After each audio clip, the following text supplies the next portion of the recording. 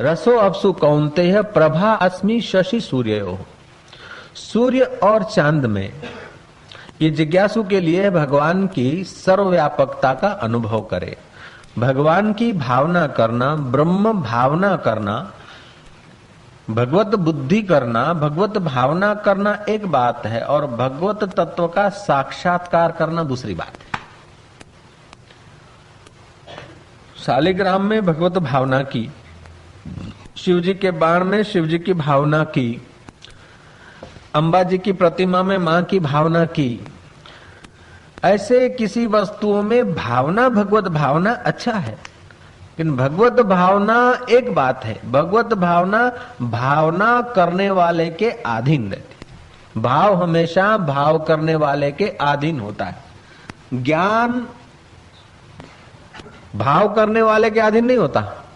ज्ञान वस्तु तंत्र होता है। जो वस्तु जैसी है उस वस्तु को वैसी का वैसी जानना ज्ञान है, और जो जैसी हमने नहीं जानी और भावना की तो भावना में परिवर्तन हो जाता है। भावना अंतःकरण की एक, किसी ने पूछा कि महाराज भगवान के दर्शन में और आत्म साक्षात्कार में क्या फर्क है? प्रभु का दर्शन हो जाए, श्री कृष्ण का, श्री रामचंद्र जी का और भगवान का दर्शन और आत्म साक्षात्कार में क्या फर्क है? भगवान का दर्शन ये चित्त की भाव प्रधान वृत्ति है। भगवान का दर्शन ये चित्त की प्रेम माधुर्य भरी वृत्ति है। और आत्म साक्षात्कार चित्त को जो चैतन्य सत्ता देता है, अनंत अनंत अनंत अनंत चित्त, अनंत अनंत सूर्य, अनंत अनंत चंद्रमा, अनंत अनंत नक्षत्र जिस तत्व से चल रहे हैं और अपने अपने नियम से काम कर रहे हैं, उस तत्व को मैं रूप में अनुभव करना, ये साक्षात्कार है। युधिष्ठिर को, अभी जिसको दिल्ली बोलते हैं उस समय हस्तिनापुरी बोलते थे। महाभारत के युद्ध के बाद युधिष्ठिर को राज्य अभिषेक हुआ। युधिष्ठिर को राज्य अभिषेक करके भगवान श्री कृष्ण सुभद्रा के साथ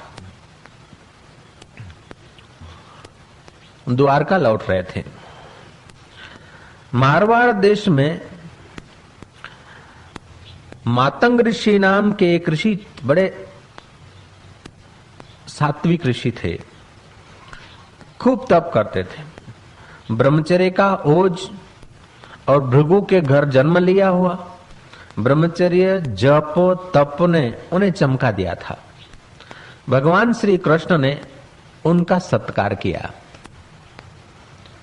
श्री कृष्ण उनके दर्शन करने गए। उत्तंग ऋषि का श्री कृष्ण ने सत्कार किया। बाद में उत्तंग ऋषि ने श्री कृष्ण का भी आदर किया, पूजन किया, सत्कार किया। बातचीत चली।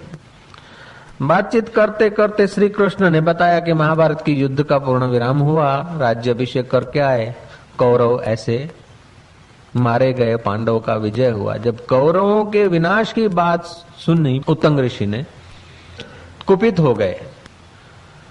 कुरु वंश में इतने महारथी थे, इतने बलवान व्यक्ति, और उन सब का विनाश तुमने करवा दिया। तुम चाहते तो उनकी रक्षा कर सकते थे, तुम्हारे में बल था उनको बचाने का, और फिर तुमने उनको मरवा दिया। कुपित होकर श्राप देने को तैयार हो गए। श्री कृष्ण ने कहा कि उत्तंग ऋषि, तुम श्राप देने के पहले जरा मेरी बात सुन लो। आप भृगु के कुल में हुए हो, ब्रह्मचर्य का बल है आप में, जप का तप का धारणा ध्यान का तुम्हारे पास सामर्थ्य है, लेकिन मेरी बात जरा सुन लो। तुम्हारे जप से, तुम्हारे ब्रह्मचर्य व्रत से, तुम्हारे सत्य व्रत से तुम्हारे पास तो शक्ति है, लेकिन सब शक्तियों का जो मूल कारण है वो मैं हूं। मैं तुम्हारे इन श्रापों से प्रभावित नहीं होता हूं। कारण कभी कार्यों से प्रभावित नहीं होता। बुदबुदे कई उछल बथल करे, लहरें कई उछल पाथल करे, उससे समुद्र कहीं सूख नहीं जाता। सब लहरियां समुद्र में भले ही खेल करे, लेकिन समुद्र का कुछ बिगड़ता नहीं। ऐसे ही सब भूतों का मैं आदि कारण हूं, मुझ पर तुम्हारे श्राप का कोई असर होगा नहीं। पहले तुम सुन लो मेरे को। मैं जिस जिस देश में, जिस जिस काल में, जिस जिस रंग में, जिस जिस रूप में अवतरित होता हूं, उसकी मर्यादा तो मैं करता हूं। गंधर्वों के शरीर में जब उतरता हूं तो गंधर्वों के अनुकूल आचार करता हूं। रामावतार में जब प्रकट होता हूं तो फिर मर्यादा का अनुसार आचार व्यवहार करता हूं। ऋषि के वहां प्रकट होता हूं तो ऋषि को जैसा शोभे ऐसा करता हूं। ठीक मानव रूप में मैं आया धर्म की स्थापना करने, साधु संतों का आदि। आपने सुना होगा ना कि यदा यदा हि धर्मस्य ग्लानिर्भवति भारत अभ्युत्थानाय धर्मस्य संभवामि युगे युगे परित्राणाय साधूनां विनाशाय दुष्कृताम्। तो उसलिए मैंने जो मेरे से हुआ परित्राण साधुओं के लिए, दुष्ट लोगों को विनाश करने के लिए, मेरा जिस वक्त जिस हेतु के लिए जन्म होता है मैं करता हूं और मैं अपनी मर्यादा भी निभाता हूं। मानव तन में आया तो मैंने कुरुवंश में पैदा हुए कौरवों को पहले दूत होकर जाके समझौती करने के लिए, संधि करने के लिए मैंने उनको प्रार्थना की।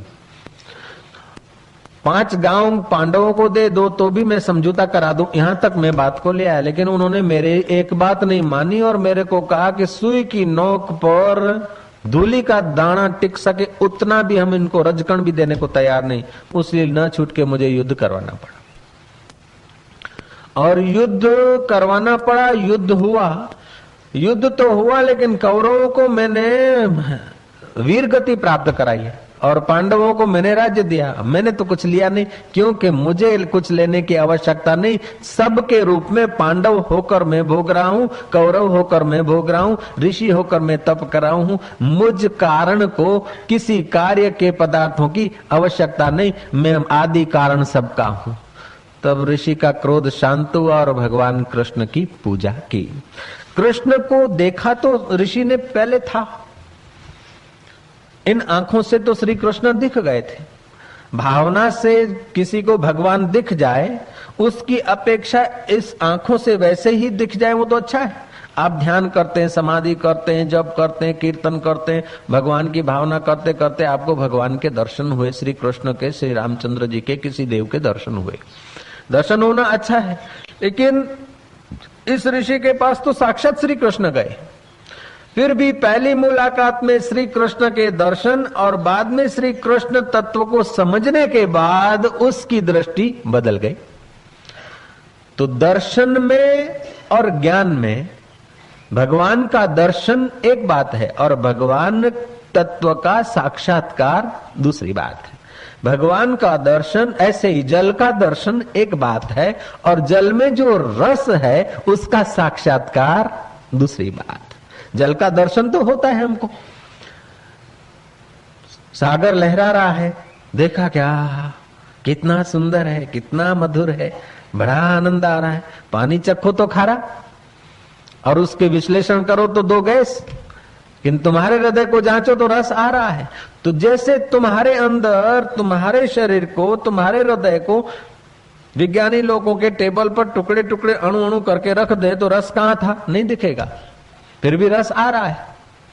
ऐसे ही उस पानी को तुम टुकड़े टुकड़े करके रखो तो रस नहीं दिखेगा, फिर भी सूक्ष्म, अत्यंत सूक्ष्म, जो इंद्रियों का विषय नहीं, अनुभवगम्य है, वैसा जल में रस मैं हूं, सूर्य में तेज मैं हूं। जिन आंखों से तुमको ये प्रकाश दिखता है, सच पूछो हम प्रकाश नहीं देख पाते हैं। चंद्रमा का प्रकाश और सूर्य का प्रकाश, श्री कृष्ण कहते हैं सूर्य और चंद्रमा में जो प्रकाश है वो मैं हूं। ये बता रहे हैं कि जो तुम हो वो मैं हूं। तो तुम अपने को सूर्य और चंद्रमा में और जल में जो रस है ऐसा अपने को नहीं समझते हो, लेकिन कृष्ण समझते हैं, समझते और तुम्हारे आगे दोहरा रहे हैं कि शायद तुम भी अपने आप को ऐसे समझ लो। यही बड़पन है कि तुम्हें बड़ा बनाने के लिए अपनी वास्तविकता का बयान कर रहे हैं। दो प्रकार के व्यक्ति होते, एक होते हैं शोषण करके तुम पर अधिकार करके राजा होकर बैठ जाए, दूसरे ये होते हैं कि तुमको जगाकर तुम्हें राजा बना दे।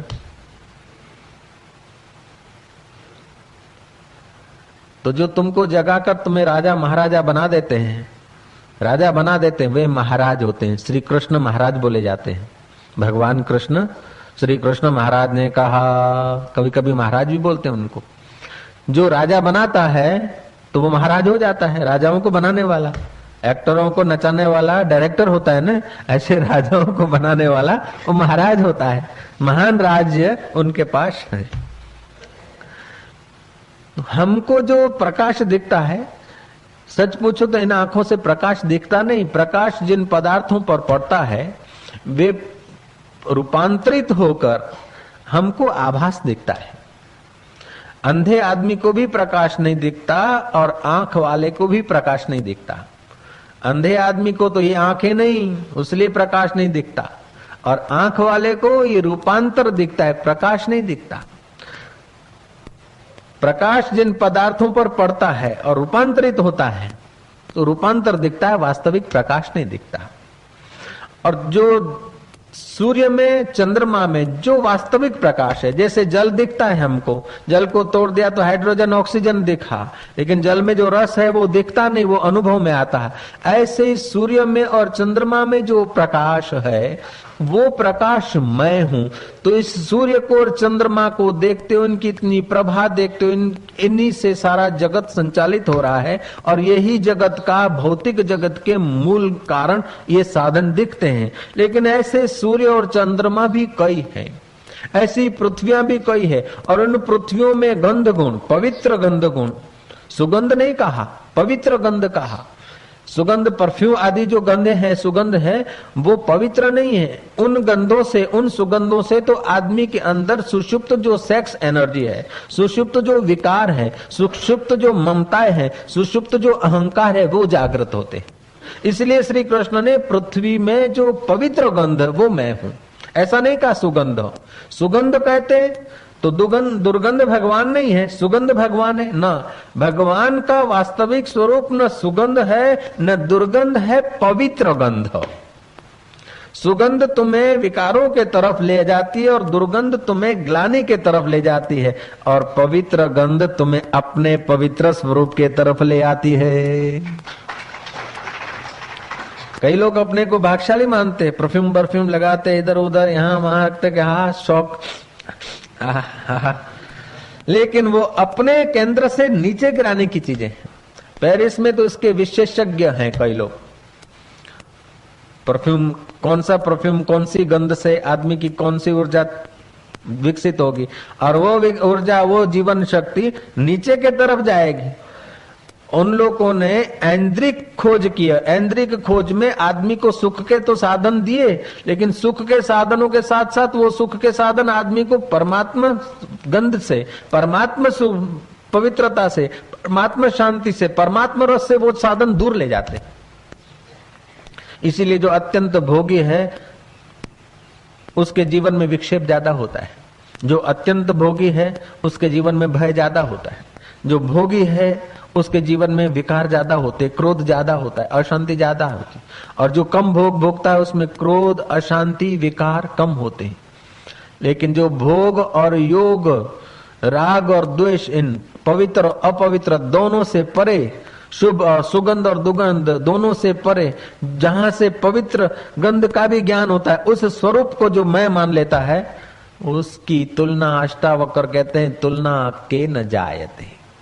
ऐसे बुद्ध पुरुष की तुलना हम किससे करें। श्री कृष्ण कहते हैं ये साधक को, जिज्ञासु को सर्वत्र ब्रह्म ज्ञान कराने का एक तरीका है कि जल दिखे तो जल में जो सूक्ष्म रस है वो मैं हूं।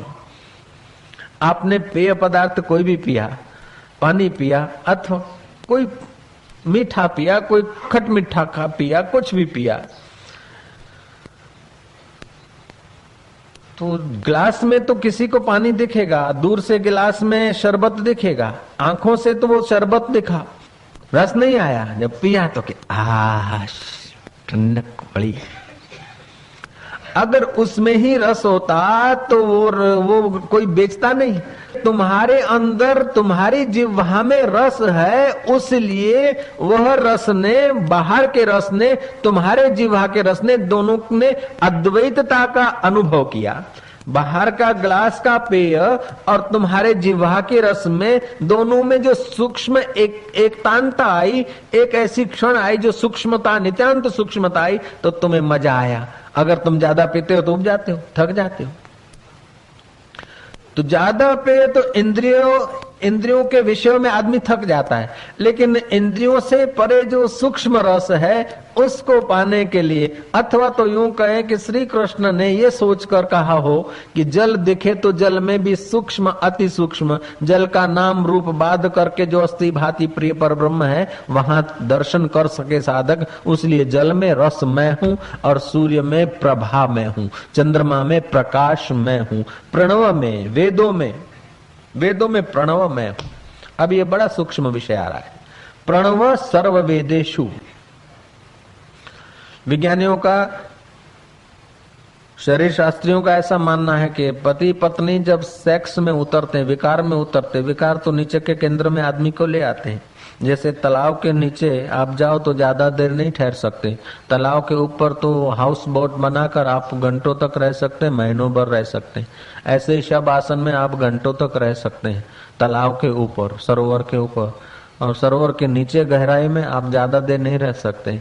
ऐसे ही राम के जो केंद्र हैं, शांति के केंद्र ऊपर हैं, ऊपर आदमी प्रेम में, पवित्र प्रेम में, पवित्र शांति में आदमी महीनों भर समाधि में रह सकता है, घंटों भर आदमी सुनसान शांति में, पवित्र शांति में रह सकता है, लेकिन घंटों भर आदमी सेक्स विकार में नहीं रह सकता। जैसे सरोवर के तले में आप ज्यादा देर नहीं रह सकते, ऐसे आदमी को जब सेक्स उत्पन्न होता है, काम विकार, तो काम विकार की घड़ियों में वो ज्यादा देर नीचे नहीं रह सकता, फिर उसे ऊपर आना पड़ता है। और नीचे जाते समय उसकी सुषुप्त जो पड़ी हुई जो शक्तियां हैं, उसका जब ह्रास होता है उतनी घड़ी उसको सुख आता है, और वो काम का जो सुख है, वो काम का सुख राम के सुख से आदमी को नीचे ले आता है। शरीर शास्त्रियों का तो ये इतना भी कहना है कि जिस वक्त आदमी काम सुख भोगता है, पुरुष और स्त्री दोनों के शरीर से एक दुर्गंध निकलती, उस पॉइंट पर इतनी गंदी दुर्गंध निकलती है कि उस दुर्गंध को अगर देखे तो एक दूसरे से उबान भी आ जाए। और तुम गृहस्थी जीवन में जरा सतर्कता से इसका अनुभव करोगे ना, तो काम विकार से बचने का सौभाग्य भी मिल जाएगा। तो श्री कृष्ण ने दुर्गंध भी नहीं कहा, सुगंध भी नहीं कहा, पवित्र गंध कहा है। पवित्र गंध कैसी कि जैसे महावीर को तो हम प्रसिद्ध हैं, उसलिए उनके नाम का सदुपयोग करते हैं। कोई भी योग साधना करे तो उसके शरीर से एक ऐसी पवित्र गंध निकलती है जो तुमको इस नाक से अनुभव नहीं होगी।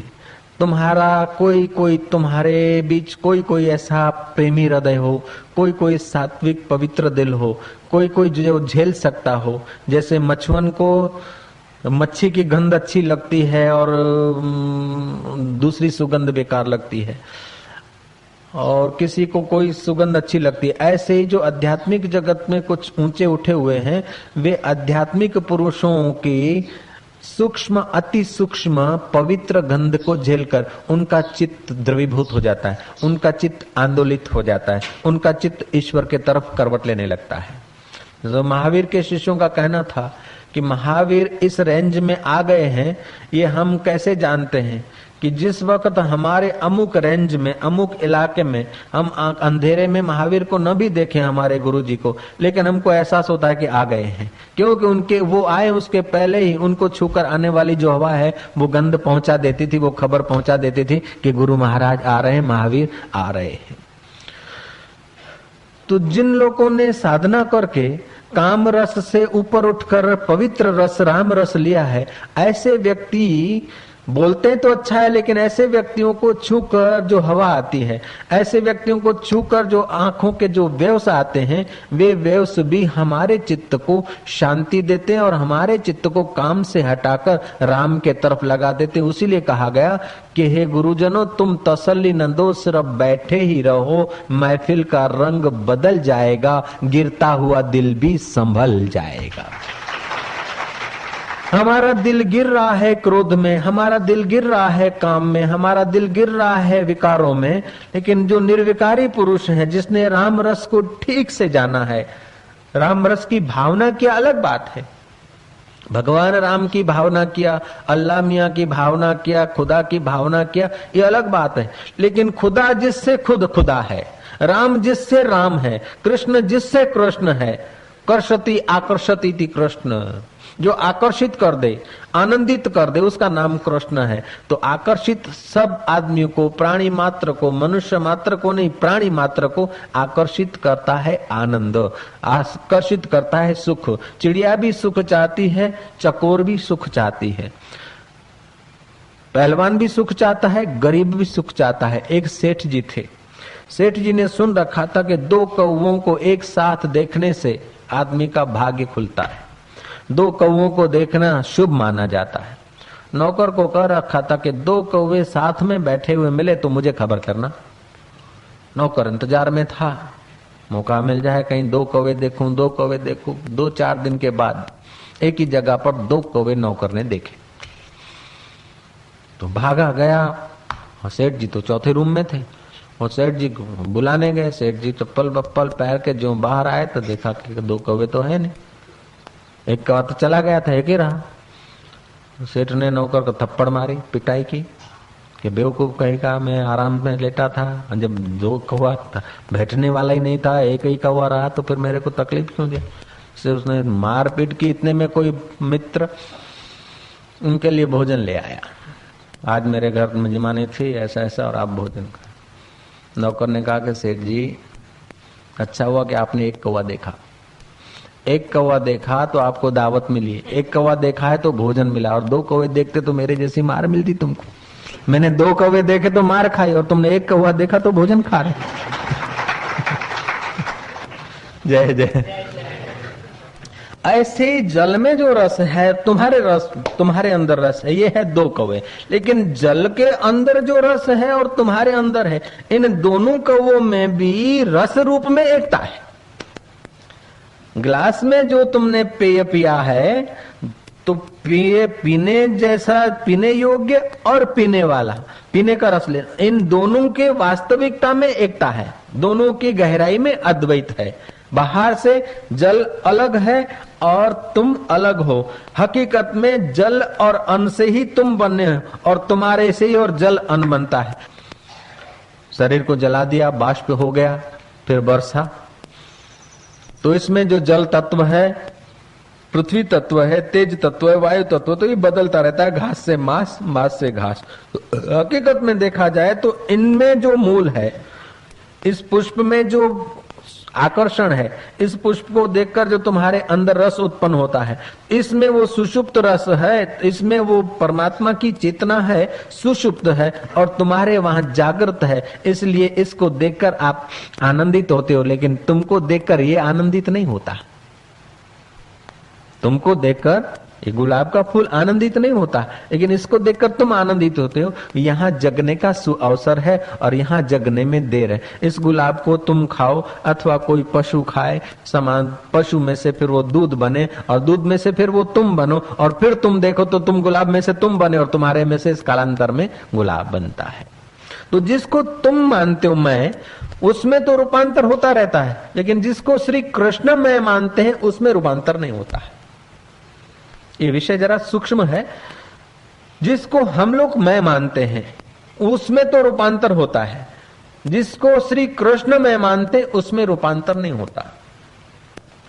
अब दृष्टि, कौन सी दृष्टि अच्छी, किसकी दृष्टि में सुख है, किसकी दृष्टि में शांति है, किसकी दृष्टि में आनंद है। भगवान की दृष्टि में सुख है, भगवान की दृष्टि सच्ची, भगवान की मान्यता सच्ची कि जीव की मान्यता सच्ची। भगवान को जगत जो दिखता है वो सच्चा दिखता है कि हमको जो जगत दिखता है वो सच्चा दिखता है। मानना पड़ेगा कि हमको जो दिखता है वो हमारे अंतःकरण की कल्पना, हमारे अंतःकरण की भावना, हमारे अंतःकरण में जिस वक्त विकार है, हमारे अंतःकरण में जिस वक्त मलिनता है, उस वक्त विकारी भोजन हमें प्यारा लगेगा।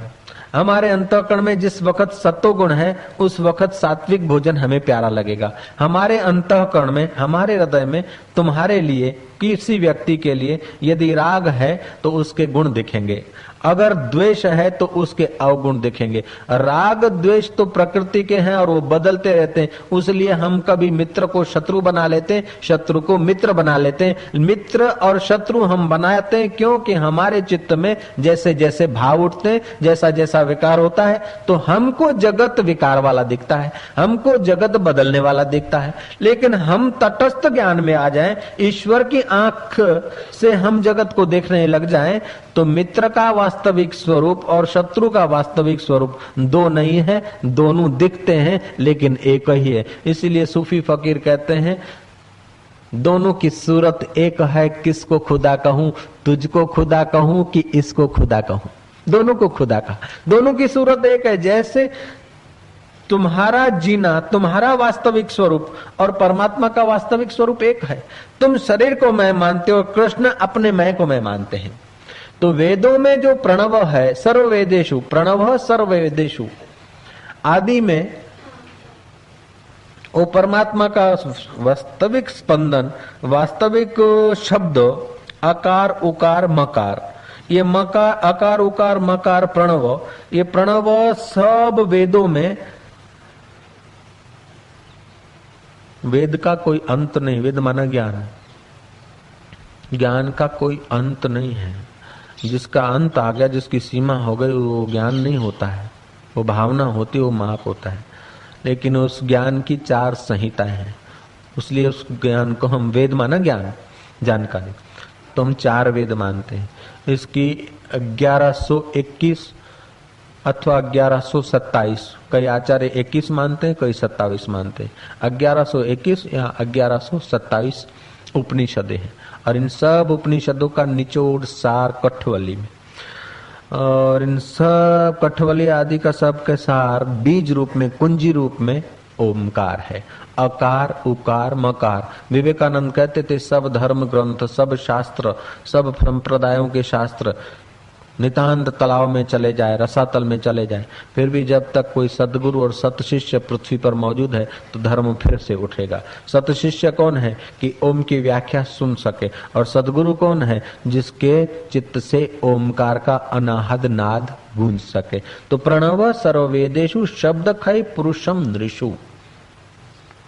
हे अर्जुन, मैं जल में रस हूँ, चंद्रमा और सूर्य में प्रकाश हूँ, संपूर्ण वेदों में ओमकार हूँ। अकार उकार और मकार। अ को छोड़कर आप क नहीं बोल सकते हैं। कोई भी आप स्वर बोले, स्वर और व्यंजन होते ना, तो बिना अकार के कोई आप बोले नहीं होगा। तो अकार जो है सृष्टि का स्थूल विश्व, उकार तेजस, मकार प्राज्ञ, और ओम की जो अर्ध मात्रा है वो तुर्य। ओम जो है सबका बीज है, सबका माई बाप है, मूल कारण है। और ये ओम तुम्हारे जन्म से लेकर मृत्यु तक और मृत्यु से लेकर जन्मांतर तक ये जो चैतन्य स्वरूप परमात्मा है, इसी परमात्मा का वास्तविक ध्वनि प्रणव। सब वेदों में, सब ज्ञानों में जो ओम है वो मैं हूं। तो आकाश में जो शब्द गुण है वो मैं हूं, सूक्ष्म। वेदों में जो ओमकार है वो मैं हूं। तो सूक्ष्म तत्व के तरफ इशारा किया कि शब्द में मैं हूं। ओमकार वेदों में, शब्दों में जो ओमकार है, वचनों में जो ओमकार है, वेदों में जो ओम है वो मैं हूं। तो ओम को हम 2 ढंग से देखें। एक तो स्थूल रूप से ओम की आकृति, उस स्थूल रूप से आकृति को हम आज्ञा चक्र पर ध्यान लगाकर अथवा हृदय में उसकी भावना करें अथवा नाभि केंद्र पर उसका ध्यान धरें, तो भी हमारी सुषुप्त ओमकार की जो सूक्ष्म शक्तियां हैं वो विकसित हो सकती है। दूसरा, हम ओमकार का उच्चारण करते वैखरी के द्वारा, वैखरी से जब करते करते फिर मध्यमा में जाएं, मध्यमा से फिर पश्चंती में जाएं, पश्चंती से फिर हम जब परा में आ जाते तो अत्यंत सूक्ष्म अवस्था मौन को हम उपलब्ध हो जाते हैं। और वो जो मौन की अवस्था है, वैखरी, मध्यमा, पश्चंती और परा, परावाणी में पहुंच जाता है तो उस आदमी को जो रस मिलता है, उस आदमी को जो सुख मिलता है, उस आदमी को जो जीवन धन्यता का अनुभव होता है, उसके आगे इस पृथ्वी के राज्य की तो कोई बात नहीं, त्रिलोकी का राज्य भी तुच्छ हो जाता है।